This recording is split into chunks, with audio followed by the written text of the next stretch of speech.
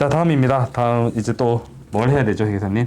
그다음에 이제 그 ERC, 그 네. Employee 그 Retention Credit이라고 그러죠. 그럼요. 그래서 이 부분에 대해 좀 설명드릴게요. 그리고 이제 그 사실 많은 부분들이 또 그 언급하지 않는 그 페이롤 텍스 할러데이가 있거든요. 그래서 그 페이롤 텍스 할러데이에 대해서도 간단하게 설명드릴게요. 알겠습니다. 어떤 면에서는 PPP보다 더 큰 혜택을 ERC를 통해서 받을 수 있다 이런 언급도 많이 있고 한데 ERC에 대해서 조금 디테일하게 그리고 다른 곳에서는 다뤄지지 않았던 이 페이롤 텍스 할리데이 관련된 것도 우리 회계사님 통해서 알아보도록 하겠습니다. 네네네. 그래서 ERC가 사실 뭐 어떤 부분에서 PPP 론보다도 뭐 유리할 수도 있지만 또 그런 것만은 아니거든요. 네. 그래서 이거는 좀 회계사님이랑 해서 상의를 해보셔야 네네. 돼요. 그러니까 뭐 쉽게 말씀드리면 뭐 직원들의 연봉이 뭐 10,000불에서 30,000불 사이고 네. 턴오버가 심한 그런 그 업체일 경우에는 뭐 좀 유리할 수도 있어요. 그렇지만은 그렇지 않고 직원들의 연봉이 높고 그 다음에 또 직원들의 뭐 직원들도 이제 그 많고 그런 경우에는 네. 사실은 이 PPP가 좀 훨씬 더 그 유리하다. 효과적이죠. 왜냐하면은 지금 이 그 ERC 같은 경우는 그 이제 직원 한 명당 최대 5,000불까지 그렇죠. 혜택을 받을 네. 수 있는 거거든요. 네네. 근데 이제 PPP론 같은 경우는 먼틀리 그 급여에 그 2.5배가 나오는 거니까 네. 이렇게 계산을 해보면 네네. 사실은 그 연봉이 높은 직원들이 많은 경우 같은 경우는 사실은 PPP가 훨씬 더 네. 좀 효율적이죠. 그렇지만은 ERC도 그 저기 비즈니스에 따라서는 좀 유리할 수가 유리할 수도 있습니다. 있다. 예, 네. 그래서 이 ERC 같은 경우는 심각한 이코노믹 그런 데미지를 받다. 네. 이 코비드 19 아웃브레이크 때문에 네네. 예를 들어서 뭐 그 전년도 동분기 대비 매출액이 50% 이상 50%. 감소가 됐다든지 네. 아니면 뭐 정부가 오더를 해서 정부 네. 명령에 의해서 뭐 그 회사를 셧다운했다든지 셧다운했다. 자 이런 회사들 그러니까 상당히 대부분의 회사들이 많이 해당이 되는 거죠. 네네네. 해당이 되는데 이게 만약에 이제 그 지금 예를 들어서 대부분의 지금 그 회사들이 1분기나 2분기 때 지금 임팩을 받고 있으니까 네. 지금 만약에 신청을 하실 수 있고 신청 언제부터 이제 스탑을 해야 되냐면은 전년도 동분기랑 그 비교를 했을 때 그 매출이 이제 80% 이상 회복이 됐을 때 그때는 그 코로에는 그 코로까지만 이걸 사용하시고 그 다음 코로부터는 스탑을 하셔야 돼요. 네. 예. 그래서 이제 그 기간에 대한 게 약간 헷갈릴 수 있는데 그렇게 보시면 되고 그 이제 중요한 것 중에 하나는 PPP 론을 수령했던 회사들은 해당이 되지 않습니다. 네네. 그래서 그 PPP 론을 수령했던 거는 이것도 더블 딥을 할 수 없습니다. PPP를 받은 회사는 해당 사항이 없으니까 PPP 수혜를 못 받은 네네. 곳들이 이제 이용을 할 수 있는 거라는 말씀이시죠. 그렇죠. 그래서 PPP가 어떤 이유에서든 나오지 않았거나 네. 뭐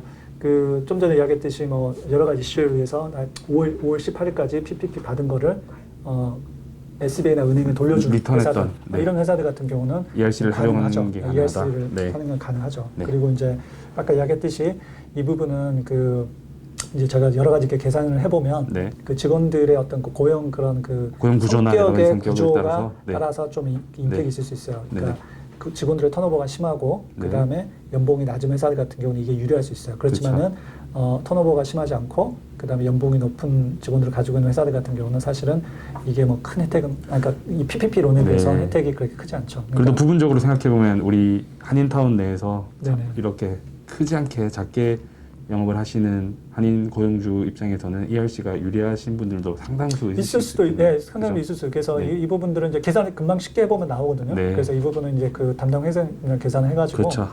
해서 아마 결정을 하시면은 네. 좋을 것 같아요. 그러니까 이게 사실은 ERC 부분도 그렇고 그 다음에 이제 여기 우리가 페이롤 텍스 디퍼럴이라는 게 있어요. 네네. 그러니까 페이롤 텍스 할러데이라는 건데 네. 이것도 우리가 이제 케어스 액트가 처음에 나왔을 때 동시에 다 같이 나온 거거든요. 네네네. 근데 사실은 ERC도 그렇고 페이롤 텍스 할러데이도 그렇고 지금까지 묻혀져 있었어요. 왜냐하면 네. PPP나 뭐 EIDL이 워낙 그 이슈가 되고 빨리빨리 진행되고 네. 이슈가 되다 보니까 그래서 이 이제 페이롤 텍스 할러데이라는 게 있는데 이건 어떤 거냐면은 급여를 줄 때 네.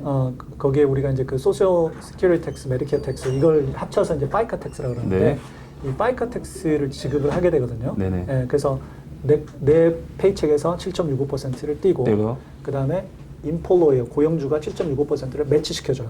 네. 그러면은 합하면은 15.3%죠. 네. 그거를 국세청에 납부를 하고, 하거든요. 네.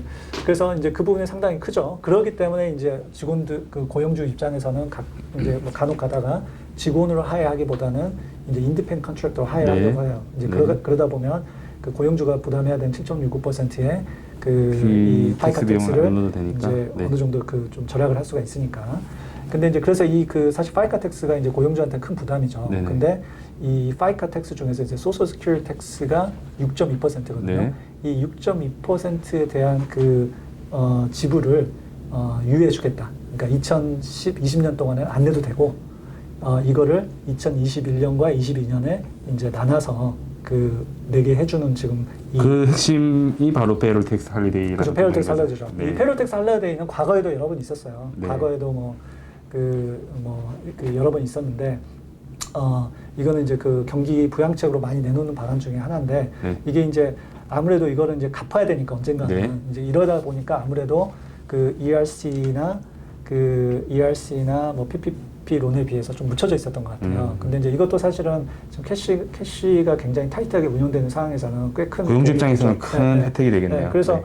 저희 고객 중에서도 이제 이 직원 수가 아주 많은 이런 네. 큰 기업들 같은 경우는 이거를 지금 적극적으로 활용하고 있어요. 알겠습니다. 그래서 이 부분도 아마 고려를 해보시면 좋을 것 같고. 자, 그러면은 자영업자들은 어떻게 하느냐? 네. 자영업자들 아까 이야기했듯이 페이롤, 그러니까 내가 뭐 예를 들어 세탁소를 한다. 이런 분들은 페이롤을 안 가져가거든요. 그쵸. 그죠? 그 대신 이제 자영업자분들은 세금복을 할 때 그 self-employment tax라는 걸 내요. 그게 네네. self-employment tax라는 게 실제는 FICA tax거든요. 그러니까 네. 일반적으로 일반 회사에서는 FICA tax로 그 급여를 줄 때 위도홀딩을 하고 원천 징수를 하고 그거를 직원들 대신해서 회사가랑 매치해가지고 내주는데 self-employ 하는 사람들은 급여를 안 가져가기 때문에 FICA tax 안 내지 않습니까? 네. 그죠?